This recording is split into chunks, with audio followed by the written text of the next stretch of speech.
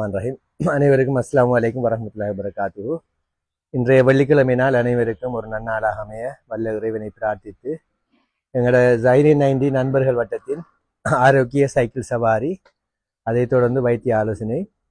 இன்றைக்கு நாங்கள் நேற்று எங்களோட ஸ்கூல் ஒன்றுலேருந்து 2 டீச்சர்ஸ் வந்தாங்க. வந்த டைமில் இந்த ஸ்கூலில் இருக்கிற சில மாணவர்கள் அந்த உணவு சம்பந்தமான விஷயங்களை காய்ச்சாங்க.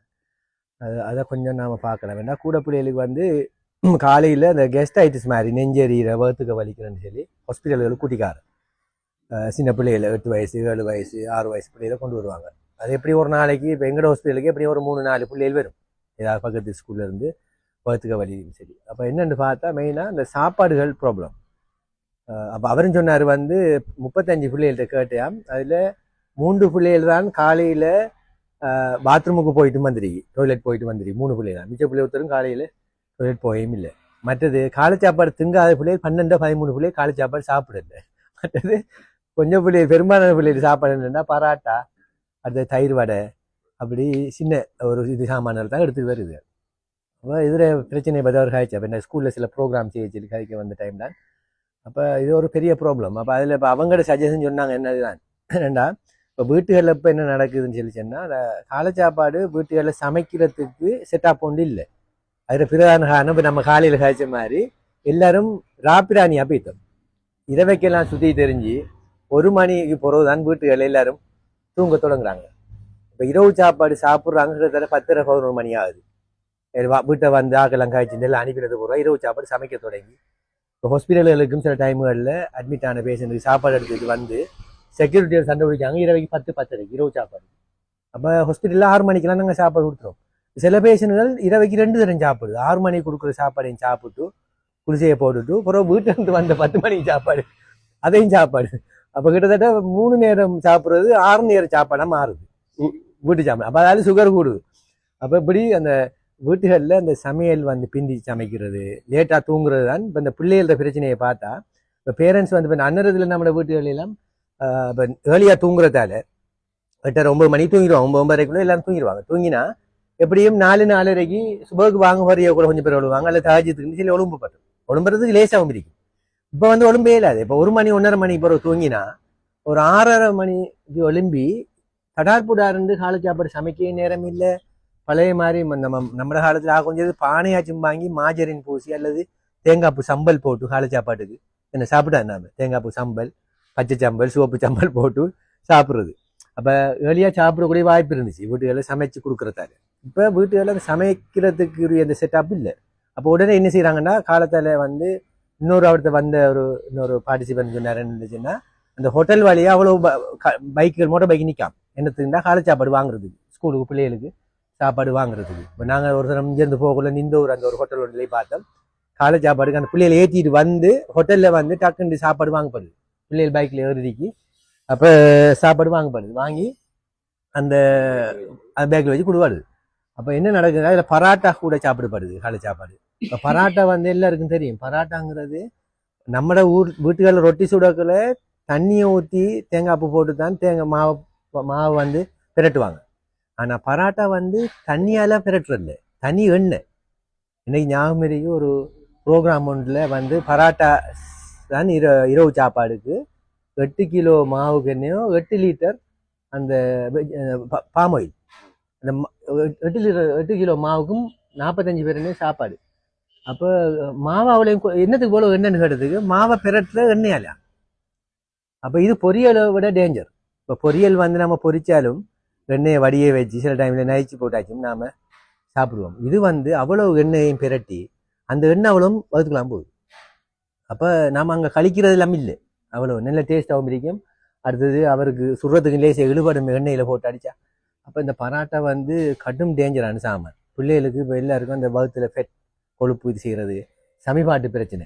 அடுத்தது இப்போ பராட்டாவை சாப்பிட்டோம்னா அது என்னத்தோடு சாப்பிட்றாங்க, ஆரோக்கியமான உணவும் இல்லை. பராட்டாவுக்கு சம்பல், அடிப்பருப்பு கறி மட்டும், வேறு அந்த பேலன்ஸான உணவுகள் வராது. அப்புறம் அந்த பாம் ஆயிலுங்கிற என்ன சாமான், அது அடுத்த பிரச்சனை. அது ஹெல்த்தியான ஆயிலாங்கிறது பிரச்சனை. அப்போ நாளடைவில் இளவயது மரணங்கள்ற அந்த பேஸை பார்க்குற டைம் இல்லை. இளவயது பிள்ளைகள் மரணிக்கிறத பார்க்கல மெயினான ரிஸ்க் ஃபேக்டர் தான். எண்ணெய் சாப்பாடுகளும் ஃபாஸ்ட் ஃபுட்டுகளும் கடும் கூட. இப்போ கேன்சர்கள் ரேட்டும் கூட.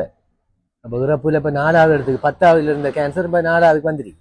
இப்போ இதெல்லாம் உணவோடு சம்மந்தப்பட்ட விஷயங்கள் தான். அப்போ நாம இப்போ வீட்டுகளில் ஏர்லியாக தூங்குவோம் சொன்னா, ஏர்லியாக தூங்குற பழக்கம் வரும்னா தான் இப்போ இந்த சாப்பாடு செட்டப் நம்ம செய்யலாம். பழைய காலங்களில் பல வீட்டுகளில் கஞ்சி காய்ச்சிருக்காங்க, புடி எழும்பி புட்டு சுட்டுருக்காங்க.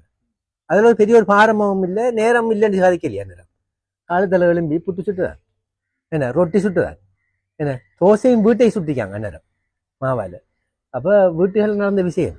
அப்போ இப்படி இந்த செட்டப்பை இந்த தாய்மார் இந்த நேரத்தை செலவழித்து பிள்ளைகள் ஆரோக்கியத்தை கவனத்தில் கொண்டு இதை செய்யாட்டி எதிர்காலத்தில் நாம் உருவாக்குற அந்த சந்ததியெல்லாம் நம்ம எவ்வளோ மெனக்கட்டு பெரிய கஷ்டப்பட்டு உருவாக்குற நம்மளோட பிள்ளைகள் ஆரோக்கியம் இல்லாமல் போனால் அந்த பட்டம் பதவி அவங்க அடைஞ்ச நிலையெல்லாம் திடீர் இறப்புகளுக்கு விட்டு செல்லும். அந்நேரம் நாம் எல்லாரும் கவலைப்பட்டு ஒரு பிரயோசனம் இல்லை. திடீர்னு அப்புறம் நாம் இருப்போம் 65 வயசு பெற்றோர்கள் இருப்போம், 30 வயசு பிள்ளைகள் இறக்குறாக கழிப்படுவோம். 18 வயசு இப்போ நான் போன வீக் ஒரு போய் 18 வயசு 504 சீனி, 18 வயசு. அப்போ எனக்கு 16 வயசு ஓயில் பொடி ஒன்றுக்கும் இதே மாதிரி காலில் புண் நான் சும்மா செக் பண்ணி பார்த்து தான் இதே மாதிரி கூட இருந்து ட்ரீட்மெண்ட் ஸ்டார்ட் பண்ண பெட்டிகளோடு. அப்போ இவருக்கும் 18 வயசு நல்ல குண்டால். அப்போ இவரும் இந்த காலில் அடிக்கடி காயம் பாரு. அப்போ நான் சும்மா செக் பண்ணேன், செக் பண்ணால் 504 சீனி இருக்கு. அப்போ இது என்னது?